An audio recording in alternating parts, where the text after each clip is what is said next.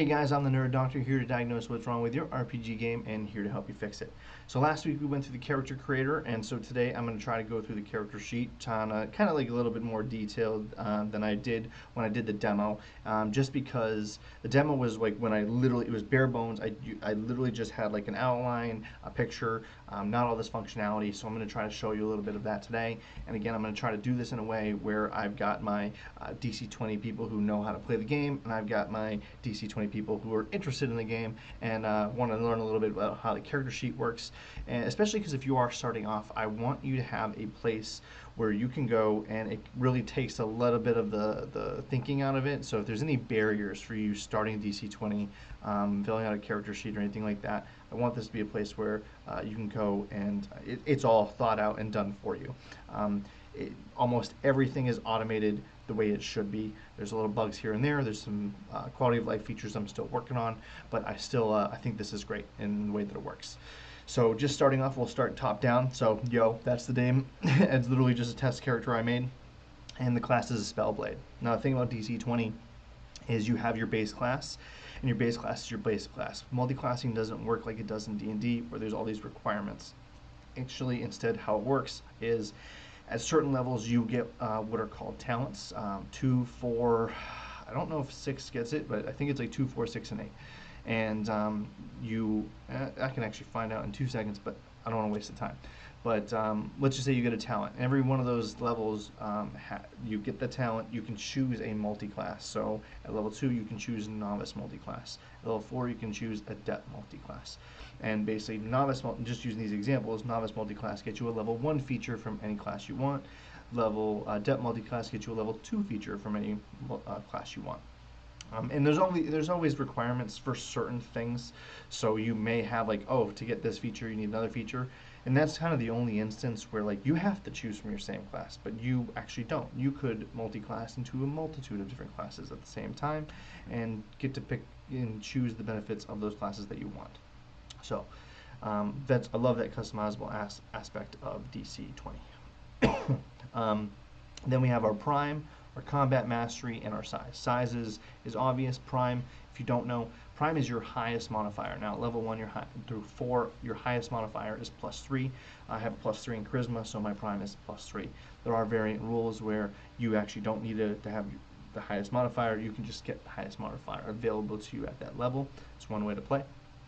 And I probably need to make that an ability to work in this as a feature. But then the combat mastery, it helps determine a lot of things. It helps determine your attack modifiers. So as you level up, every 2 levels, you get +1 to your attack, you get +1 to your save DC. It helps influence how much mana points and stamina points you can spend in one turn. So for instance, I have a combat mastery of 2, so I can only spend up to 2 SB in one round, or on one single action, and then I should do 1 round, and then 2 MP for casting spells. So I'm using a Spellblade because they have both maneuvers and spells, so I'll get a chance to show you both of those today. Moving on to that, we have our resource meters. So these are pretty much all of them. The only missing resource meter here is key. So if you have a monk type or you have a monk feature that grants you key, you would have the key point meter here. HP is your health points, SP is stamina points, MP mana points, GP is grit points. So each of the 4 attributes that you see there, which in DC20 clearly only get 4 attributes and their saves. That's another thing that combat mastery affects is your save modifier. So as you level up, your save modifiers get higher.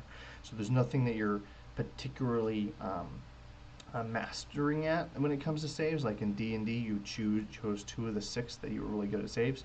Your saves just all go up, and your modifiers all affect that. So GP, charisma determines how much GP you have. So it's usually 2 plus your charisma modifier. Grit points are used to affect damage and conditions in certain ways. So let's just say that you take 5 points of damage. I have 5 grit points. I can actually choose to take no points of damage if I reduce all my grit points. That's one way to kind of mitigate damage.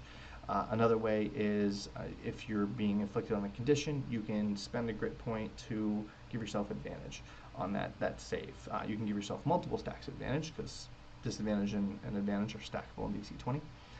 And then might really influences your health. Intelligence influences the amount of skills that you get. Agility and intelligence combined are what can determine your physical defense. So, like classically, this is like what you would expect from D&D. Like your physical defense is like your armor class. Area defense. Now they kind of flip this, and when in D&D you have to make like saves when it comes to area effects. You have to make a dexterity save or something like that. So instead, you just have an area defense. It's kind of how well you can take a hit, and that's your might and your charisma modifiers. And you can see that right here: physical defense, area defense. So I have a physical defense 12, area defense 11. What you see below them, the heavy and the brutal, is the way the DC20 works is that when you roll, how high you roll actually impacts how much damage you deal. So no more like, oh yeah, I rolled a 28. You still do the same amount of damage. No, if in this, like if I rolled a 17, I would deal 1 extra point of damage. If I rolled a 22, I'd deal 2 extra points of damage. So that's a really cool feature there. And then let's just go right back to the top of this area here. So you have your attack, martial, and spell check, +5. So these, why all three of them are in one, is because there is an actual difference between an attack check, a martial check, and a spell check. Simplest way to explain it is probably between two different spells. So in DC20 you have an action economy where you cannot repeat the same action without taking some kind of penalty. So we have 4 action points. Let's just say I use my first action to attack and my second action to attack. Well, there would be a action, I would have to take disadvantage on that second attack because I'm repeating the same attack. So that's the repeated action penalty. Now, let's just say I make an attack, but then I make a spell check. I cast a spell that attacks. So just say I have in here, I think, Arcane Bolt or something like that, or Firebolt, for example. I attack with a spell that I target and hit, and then I go to heal. Those are 2 different spells, but I don't have to take a penalty because I'm using attack check and then a spell check. And then martial checks, these can vary in a few different ways, like trying to grapple. There might be martial abilities that require, like if you take a maneuver that requires you to make a martial check, that way you can make an attack check and a martial check at the same time, stuff like that. And then your save DC. So let's just say a lot of the cool abilities, and go back to my conditions video. And in my conditions video, I explain how when you're doing an attack, you can use a maneuver to inflict a condition. Let's just say it's the stun condition, for example. What the monster would roll is against your save DC. And so again, the attack checks and the save DCs all go up based on your level. So that's how those work. And for DC20, it's 4 action point system. So I don't know how much you'll actually end up using this box because there's so many other ways to use it, but let's just scroll down a little bit. Unarmed strike is always there, so you can just see how much damage you can do in the description of what an unarmed strike does. I happen to have a bastard sword, so again, it does 1 slashing damage. Weapon has a weapon style, and you can use an action point to activate the weapon style, giving myself an additional D4 on that check. Every single weapon has a weapon style that you can use to modify, and then certain properties every weapon has. So this deals 1+ damage on heavy hits, for instance. Versatile can be used for with 2 hands, and you gain 2+ bonus to hit when using it. So all that is there. Reason you see a button here, and I try to do this with almost everything, and the goal is to do this with almost everything where there's something that's actionably affecting your character sheet. But the Spellblade gets to choose a bound damage at a short rest, and so I'm going to choose the cold damage. Now, this one, their subclass of this particular character happens to be a Rune Knight, and when I choose a bound damage, I can activate it to activate certain runes, and each one gives me certain abilities. When you use a smite creature with this weapon, you must make a physical save. Save failure, the target is stunned until the end of the turn. So perfect example of what I just said, using a stun. So if I hit it, it has to make a physical save. If not, it is stunned 1. I also get a +1 speed when it is active. So you'll see that right there. Going below that, resistance advantages. Now I don't happen to have a character that has all that information here, but if there's any class feature, ancestry, anything, and this isn't 100%, I know there's something I still need to work on finishing, but if you have something that gives you a resistance or an advantage or something like that, it'll be here. It's supposed to be a quick snapshot of information for you, so you don't have to go hunting for your class features and ancestry features in order to find it. We got our quick facts, so how much speed I have, how many rounds I can hold my breath for, jump distance, vertical it's in feet, horizontal it's in spaces, death threshold is -5. The way that DC20 works is that with the death threshold, as I said, we have, and if you don't know what it is, it's right here for you to look, but when you come down here, let's do 10, look at the action points, minus. Okay, boom. And I do have to reset this. I need to start resetting it have it automatically. But you can see the action points drop to 1. So once you get to 0 hit points, you still can do an action. So you're not unconscious like you are in D&D. But you can still, you're on death's door is what they call it, death's door. So take 1 point, 2 point, you're in the red, 3, 4, and -5, you are dead. Your journey ends here. Your health has reached your death threshold. Pray to the gods, acknowledge your fate. Either button does it. But if you don't know what death threshold is, once you reach it, that's when, so when you're on death's door, add an exhaustion 1 condition until 1 HP is restored. Creature also makes a DC. So while on death's door, the whole time, until you reach your death threshold, you are rolling a DC10 on your turn, and it rolls a DC20. Sorry. You're rolling a DC10 death save, and then you have your success and failures right there. So nice little easy access. And you can see it blinking because just to show you this. So if I'm not on death's threshold, let me might have to get up to change it. Get to 1. Okay.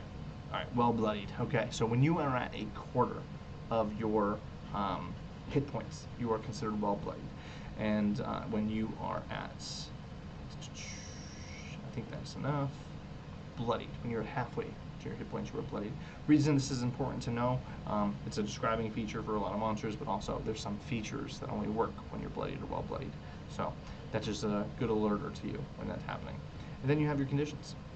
And since we're just looking at death threshold and leading condition, any condition you're not sure about, you can click here and read about that condition. Some conditions are stackable, like bleeding. Xing it removes it. So simple functions there. Let's just go to the skills section real quick. These are all your main skills.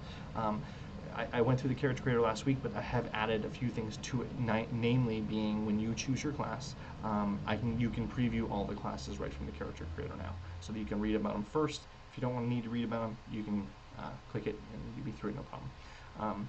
Also added attribute previews, skill guide previews, trait previews. So anything you want to know about those things before you actually choose them, you can click on them, read about them, and all that, which attributes affect what skills and everything like that. You can click any of these numbers, it will roll the dice. I'm not going to do it today just because we are coming out with a new dice roller tonight. So excited about that, and I'll show that off in a future video. Keep track of your fluent languages and limited languages. This is a concept DC20 has, is the concept of limited languages. So you can see giant +3. You add your intelligence or charisma modifier to this roll. Like if you're reading a language that you're limited in, when you're not fluent, it's not given that you're going to be able to read it. You can, if you're not sure, you click limited, DC10 for mortal, DC20 for exotic and divine, and if you're not sure which one this is, I should add a way to consider that. But your roll would be DC20 +3 to determine what it would be. I think giant is exotic. I don't think it's a mortal language, but I'm not sure. Anyways, moving on to the actions. So actions, let's just start with minor actions. So you can take 2 minor actions on your turn that do not count towards your action points, and you can use these one at a time to do that, but that's like sheathing or draw a sword, retrieve or stow an item, grab or release an item, open or close a door.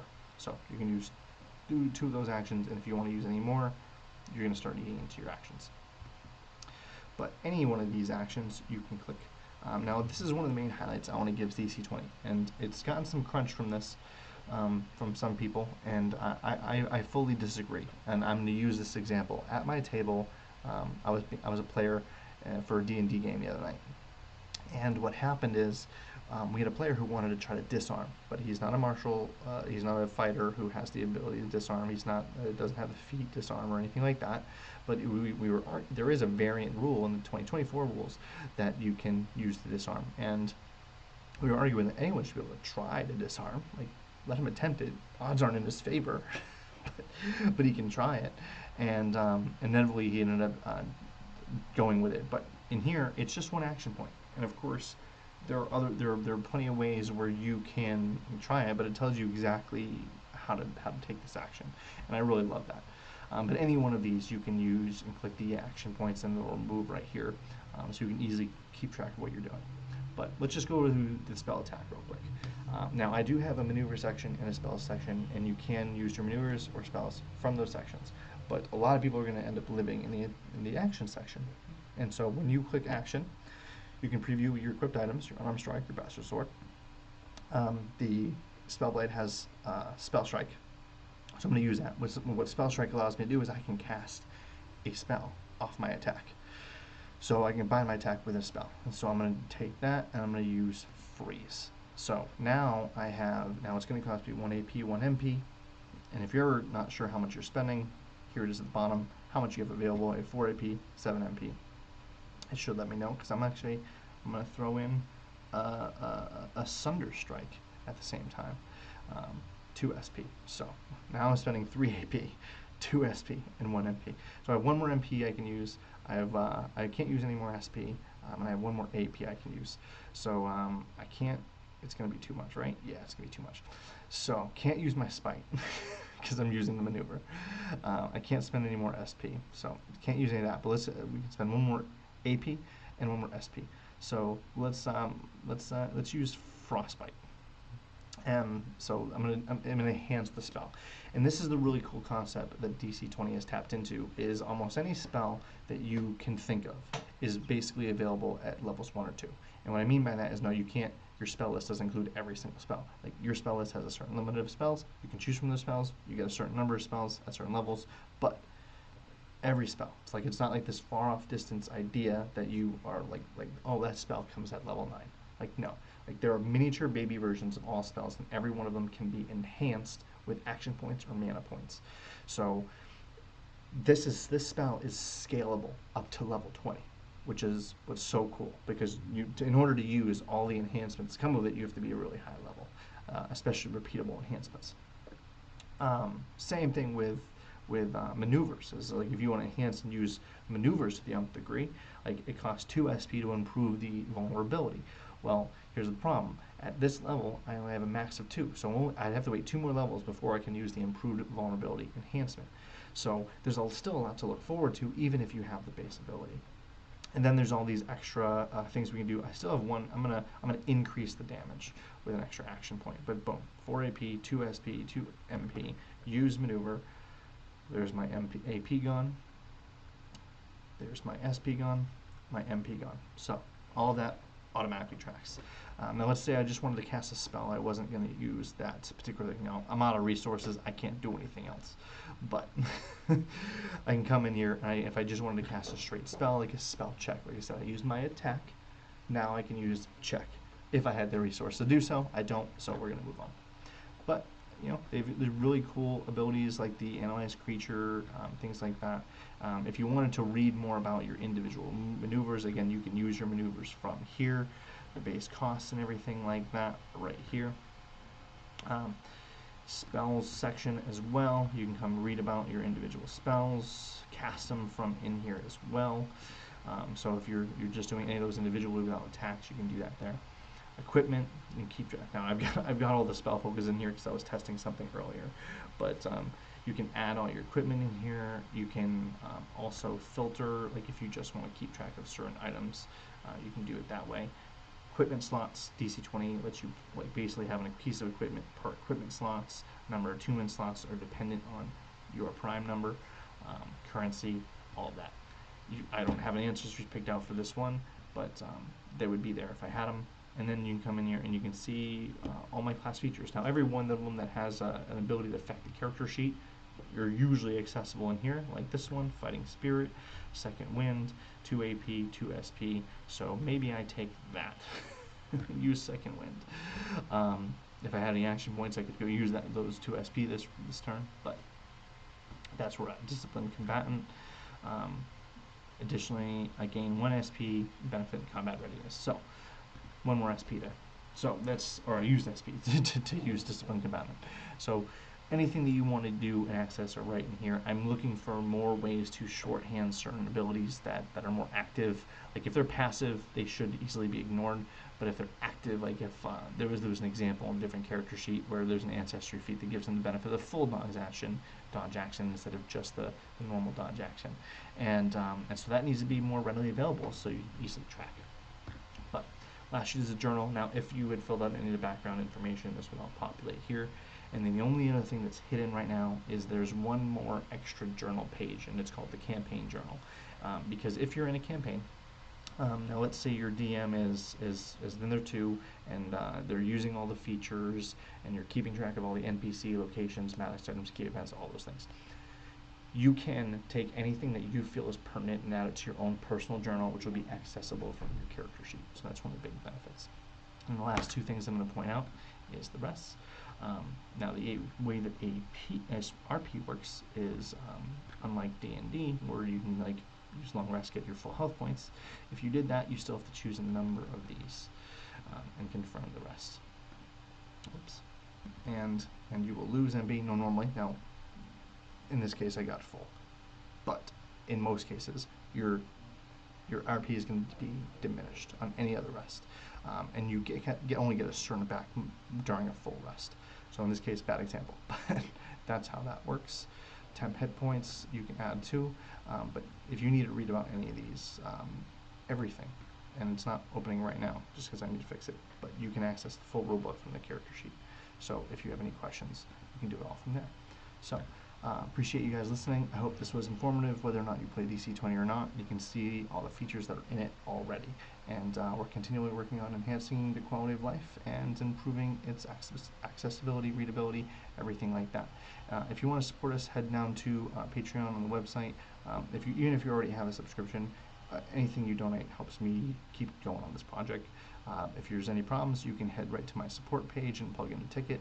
We also have active things going on our Discord as well. And follow us and like us on our Facebook and Instagram. Get the word out there a little bit more. Thanks for listening, guys. Again, hit those like and subscribe buttons and stay clever and play smarter.